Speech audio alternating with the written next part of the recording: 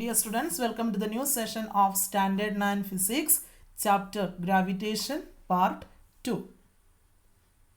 Okay, dear students, let's begin with the attraction between objects.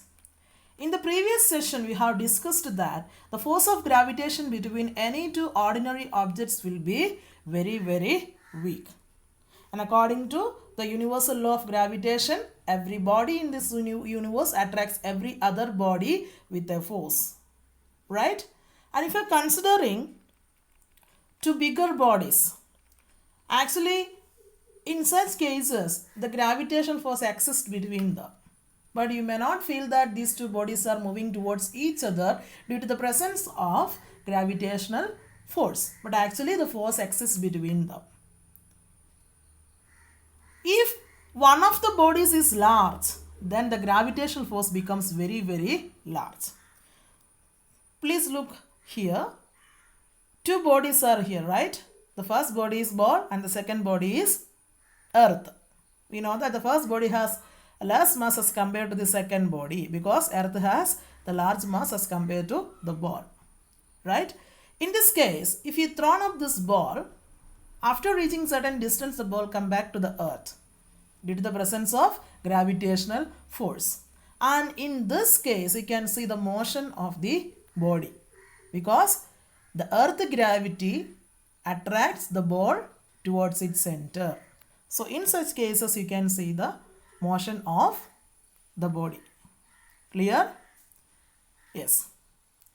And the same gravitational force is responsible for holding the atmosphere above solar system, rainfall to the earth, and flow of water in the rivers. So the same gravitational force is responsible for holding the atmosphere properly and holding the solar system. We know that in the solar system, sun is there, planets are there, asteroids are there, many things are there, right? So all the things are properly arranged in the solar system because of this gravitational force, and the rainfall to the earth and the flow of water in the rivers, and all these things are controlled by the gravitational force. Clear? And the very important point is that the gravitational force is always an attractive force in nature. It's a very important one. It's an attractive force. Clear? Another important point is that the tides in the sea formed by the rising and falling of water level in the sea are due to the gravity of moon and sun exert on the sea water. So the gravitational force between the moon and the sun is responsible for this continuous rising and falling of water level in the sea. Clear? Yes. Okay, next, Kepler's laws of planetary motion. Actually, this Kepler has introduced three laws. And these laws to describe how the planets orbit the sun. The first one, Kepler's first law.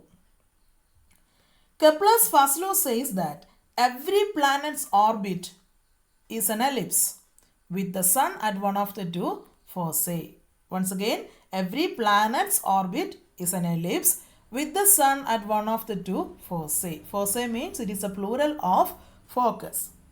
And this dotted line which represents the elliptical orbit.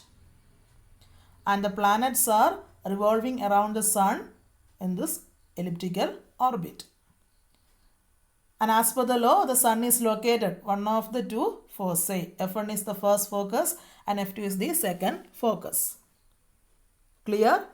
Yes. So, the planets are revolving around the sun in an elliptical orbit with sun is located one of the two foci. Clear? And it is what we call Kepler's first law. It's a very simple law. Okay? Yes. Then Kepler's second law.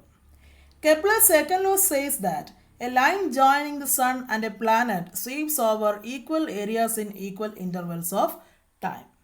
Again, we are considering an elliptical orbit. Planets are revolving around the sun in this elliptical orbit. Sun is located one of the two foci. Clear? And the first important point is that in such cases, when the planet is closer to the sun, it moves very fastly. What? A planet moves very faster when it is closer to the sun. So initially the planet is at the position X. After some time the planet reached another position Y. Clear?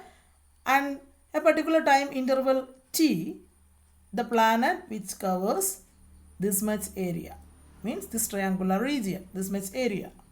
Clear? Again, after some time, the same planet reached another position X dash. Then, finally at Y dash. Clear? And in this case, the planet is farther from the sun. It is very far from the sun. Therefore, the planet which moves very slowly. But it covers the same area. It covers the equal areas within the same time interval. Clear? Once again, initially the planet is at the position X and after some time it reached another position Y. And the first case, the planet which covers this much area, means simply we can call it as a triangular region. Okay, right? Yes, covered a triangular area. After some time the planet reached another position called X dash. Then finally at Y dash. And when the planet is away from the sun or farther from the sun, which moves very slowly. Therefore, it covers this much area. Sometimes you may feel that these areas are different, but actually these areas are equal. Means it sweeps over equal areas in equal intervals of time. In the same time interval, in both the cases, it covers equal areas. Clear? It is about Kepler's second law. A line joining the sun and a planet sweeps over equal areas in equal intervals of time. Clear? Yes. Then Kepler's third law. Kepler's third law says that the cube of the mean distance of a planet from the sun is directly proportional to the square of time it takes to move around the sun. Means cube of the mean distance of a planet from the sun, that is called R. Distance from the sun, R cube. So cube of the mean distance, it is directly proportional to the square of the time interval. Here time is what we call T square, square of the time interval. So R cube directly proportional to T square. So here you want to remove this proportionality sign. Therefore, R cube is equal to a constant into T square. So just rearrange equation 2. Then you will get R cube by T square is equal to a constant. So it is the expression.